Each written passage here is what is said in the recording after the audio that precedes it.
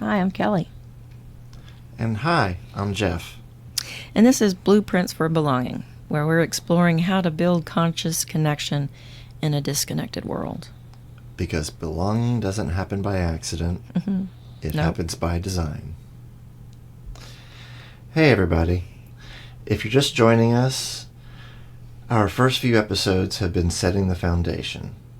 Literally like blueprints for understanding how connection works and how it often doesn't. Right. So before we introduced what we call BIG for big growth. That's that acronym BIG, and it stands for B is for build awareness, I is for investigate meaning, and G is for generating choice. And we're still in that B phase. We're still building this awareness. And we've already explored how talking doesn't equal communicating, and how judgment shows up and blocks our connection, and how we've had all of this, what we call memetics. Memetics are these memes, our ideas or thoughts that we haven't inherited for quite a long time, and we're not really even aware of them. These are these handed down mental blueprints, and they've influenced how we interact with others. These first 4 episodes focused on the sneaky stuff. Judgments we think are observations. Mm-hmm. Assumptions we didn't even know we were making, and how all of this gets reinforced by culture, family, work life, you name it. Right. And so now we're going to add another one. We're going to add another big awareness builder into this mix, and that's expectations. Dun dun dun. Expectations. Mm-hmm. So let's start with a basic definition. Expectations are our internal predictions or assumptions about how people should act, what should happen, or how things should go. Right. Mm-hmm. That's the key word here is should. Mm-hmm. Anyway, it's like this invisible rule book that we're all carrying around that nobody else has read. But we're all still holding on to these and kind of being accountable to them. Right. And often we didn't even write the rule book ourselves. Uh-uh. It was handed to us by family, culture, religion, politics. It's part of the memetic structure. These expectations get passed down and normalized, like, if I'm nice, people should be nice back. If I do everything right, I should be appreciated. Or they should know I'm upset about without me having to say it. Oh my goodness. It's like, oh my God, really? Yeah. Yeah, such an assumption. Exactly. That last one. That's our relationship, what's it called? Dynamite. Yeah, relationship dynamite, yeah. Expecting someone else to know something you've never said out loud is a setup for both of y'all. Right, yeah. And I have a little story that just happened yesterday and today. Mm-hmm. Oh, so many expectations just not met. And it all has to do with computers, if you can believe that. That's the bane of my existence. So, there were 2 parts to this. The first part is I found out about different GPTs that exist within ChatGPT. Mm-hmm. You can click on GPTs, Mm-hmm. and it'll show you, and you can search. Oh. And I searched for transcribing GPTs. Oh, I didn't know there was one. And so it came up with a whole list of them. Uh-huh. I picked the first one and said, okay, that looks good. It's basic transcription. I don't need anything. I don't need different languages or anything. So I use it, and it gave me a completely different conversation than was on the recording that I uploaded. And I asked it specifically, I said, please transcribe this file in English. The speakers are Geoff and Kelly. Mm-hmm. And it was the teaser To our episodes, that yeah. we did. Mm-hmm. And it gave me a completely different conversation. And I'm just like, well, this sounds interesting, but it's not the conversation Not what we had. said, right? Right. And so then I tried another one. Exact same problem, different conversation. Completely different conversation. And I'm just like, I don't know what to do with this. No, I'm not playing this game because that's just too complicated. So then today, I am telling my ChatGPT AI assistant, about this miscommunication with these apps that are part of GPT. And she acknowledges it. So I gave her all 3 files. I gave her the 2 files that I got from the GPTs, and then the original file, which was actually our script. And it's like, see, all 3 of these are not the same. This was the original, and these are made up. Who is the she? The she is my chat GPT. I named her, and I call her she. Yeah. Yeah, her name is Mira. So she agreed with me. She thought it was foolish. It was crazy. But then she had the brilliant idea of actually putting together a little meme that speaking of memetics, that I could post on social media. And I'm like, oh, I like that. Yeah, a little side-by-side of this is the actual text and this is what AI gave me. You know, be careful what you ask for on AI. And I love the idea, so I said, yes, please produce a graphic for me with that. And she produced a graphic, but my name was spelt wrong across the whole thing. And I said, can you please give it to me with my name spelt right, at least on the original transcript part, you know, the part that we said. And she gave me a completely different image. And then this went on for 7 iterations. And it's frustrating, huh? And she keeps changing things about it, even though I send her, I'll take a picture of the original image and I'll send it back to her and I'll say, this is exactly what I want, but I want you to change my name from Jeff to Geoff on the left side only. Very specific. And what does she do? She changes it still. And so I kindly bow out and I say, it's not happening today. Thanks so much. Oh my God. And look how she can read sarcasm. Because it just isn't going to happen. And I know I shouldn't have these expectations of computers to actually do what I expect them to. Because when has that ever happened? And sometimes it actually does happen. That's where they come from. But that's also a safe thing to be angry with. Well, right, because I'm not going to hurt her feelings. Right. Oh, Jeff, I'm really sad that you're feeling this way. Right. It's like, I'm so hurt that you talked to me so rudely. It's like, yes, but you gave me hell. Well, that's a good example. Let's keep that one for right now. Right. So good. So where do you think expectations come from? Just as a question. Well, they come from presuppositions that we have. Where they came from exactly, that could be any number of sources. Right? But they're presuppositions that we carry with us, and we assume that this is going to happen or that's going to happen that way. And your chat has been really, over time, has been really helpful and convenient. Absolutely. And then, she helps me look for a job. She changed my resume. She did a really good job of all these things. And then this. Yeah. Well, and this is not the first time we've had trouble with images. Yeah. I ask her to produce an image, and I give her the criteria, and she gives me something different. Right. Or I ask her to change it like this, but she doesn't comply, and she gives me something completely different. Right. This has happened before. Yeah. And I know this is a problem, and the last time it happened, actually, before today, I asked her, I said, okay, this has taken too many iterations to do this. What can I do to help avoid this miscommunication? And she was very thankful for my reflection, and she was very helpful, in giving me some pointers. Although the thing is, those pointers weren't really anything new to me. So, okay, well, I can try, but I've already been trying those things and they're not working. Yeah. Yeah. Well, I actually have another little example of an expectation. I don't know if you've ever heard of this story called "What's in the Back of the Train." Oh, I think you told me that story once, but I can't retell it because I don't know all the bits and pieces.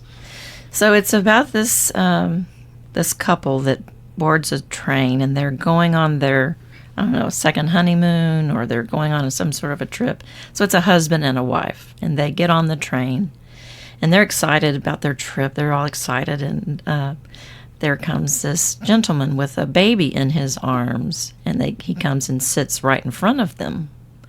And we're polite. We're going to say, "Oh, how are you? What are you up to? Where are you going? And well, how old's the baby or whatever?" Mm-hmm. And the guy just looked straight ahead and didn't say anything. Wow. He was just focused How to rude. the back of the train.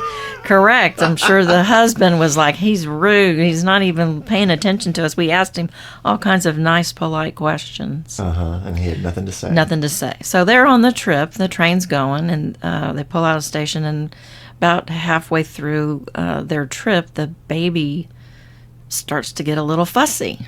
Mm-hmm. And so the wife, she's had children before, she picks up the baby, and the gentleman gives her the baby, and she feeds it, changes it, rocks it, puts it back to sleep. And I guess the other people on the train were a little frustrated as well because they heard this baby crying, and the guy wasn't taking care of his child, so that's when the wife picked up the baby and started taking care of it. So train comes into the station, they're getting off the train, and the husband is just really upset with this guy who didn't say anything, not communicating anything, and he's just really mad because his wife was distracted in this trip that they're supposed to be for their fun time, and she has to take care of this baby on this trip. And so the father or the husband says to the father, you didn't even say thank you for my wife she was taking care of your baby. And again, he doesn't say anything, and that really annoys the husband a lot. And so then the husband just says, "Where's your wife?" And as they're about to get off the train, the gentleman who's holding the baby points to the back of the train, and in the back of the train, you see a coffin being unloaded off of a train. Yeah. Yeah. We never know what's going to happen in what's happening in their life. Right, We're just in the back of their train. Right. But he had this assumption that, or expectation that, we're not going to take care of your kid. We're on our own vacation, So anyway, there's some psychological stuff that kind of goes on with expectations. What do you think was going on with the husband? Psychologically. Well, he would have expected the gentleman across from them to, one, answer their questions when they asked him, and to be thankful that his wife stepped up and actually took care of his child. And then he got indignant, and he's like, "Well, where's your wife?" And it's like, "Oh, ouch." Yeah.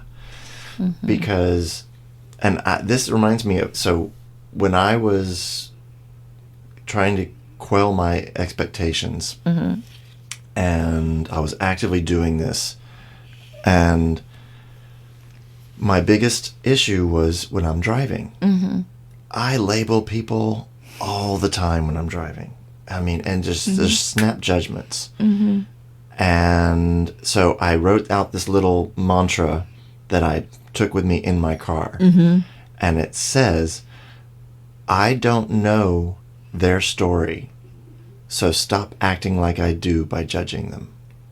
Because that's exactly what those labels that I give them are. They're judgments, and I don't know anything about them. They might be driving a really nice car, but it may not be theirs. And, and it's still... we don't know what's happening. We don't know what's happened to them. We don't know what they're carrying around with them.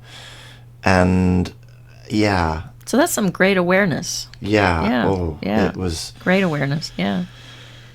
So that psychological perspective, we talked a little bit about, when we see the 6, if I have a 6 laying down on the ground and you see what on the other side? A 9. Right.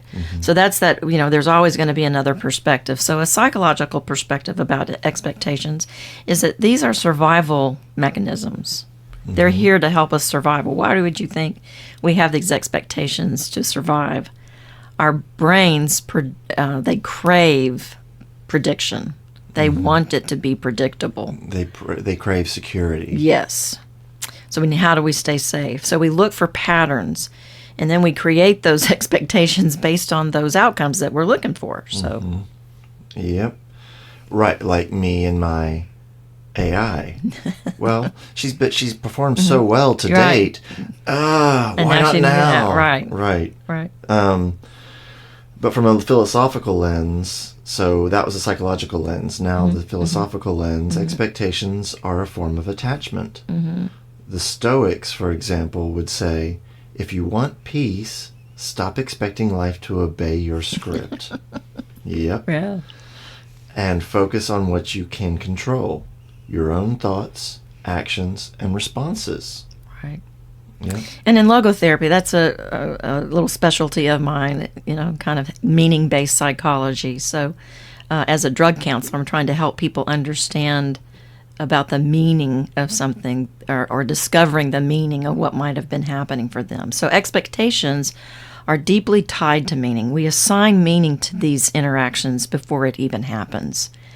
And when we brace ourselves for that disappointment, when our idea of meaning doesn't match that other person's, sometimes we have some feelings that we don't know where those are coming from. We get annoyed or upset about something. So Right. Okay. Another story. Okay. Sorry, Go for it. No, go for it. I'm full of stories. Go for it. So I think I may have mentioned this story before, where I was parking at the DMV and there wasn't enough parking, and I got twisted up in a knot, and I marched in and I was pissed off. Well, it wasn't until the gentleman at the door told me to take a breath, which I did, that I not only changed my demeanor, but I began to investigate, where did that come from? Why was I so upset? I wasn't even aware that I was so upset until I was faced with another human being who was like, not here. And luckily I was receptive to that. So this is why the BIG acronym is really helpful. When we have a reaction about something, that we can use that BIG acronym, build that awareness about what was happening, investigate the meaning behind it, and then I can generate this choice. I always have a choice. What choice am I going to make in this? So anyway, so thanks for that story. Yeah, sure. Yeah. Or that recap of the Yeah, story, that's actually. all right. That's all right. Yeah. So this whole thing, it's like handing someone a role in a play that they didn't audition for. Yeah. And then being mad when they don't say their Their lines. lines, I know. It's like, I didn't know that was the expectation, Right. so how can I behave?